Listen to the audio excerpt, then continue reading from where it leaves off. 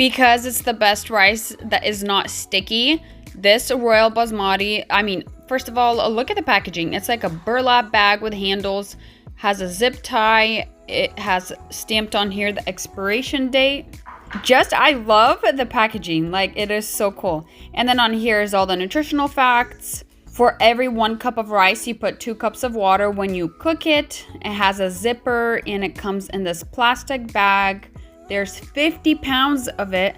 I'm gonna show you how I cook it up. Like, seriously, I tried so many different rices and they're just like all super sticky. This one, let me just show you. So I take some, I rinse it, and I'm making like European rice and meat dish. So just check this out. It's amazing. So now I'm gonna pour water over it. That's all the spices. It's gonna be so yummy. Okay, this is after. Look at it. Nothing is sticky. And this is done. Like, it's cooked through, it's done. Like, honestly, this is the best rice ever. If you haven't tried it, you really need to. And you'll thank me later, I promise.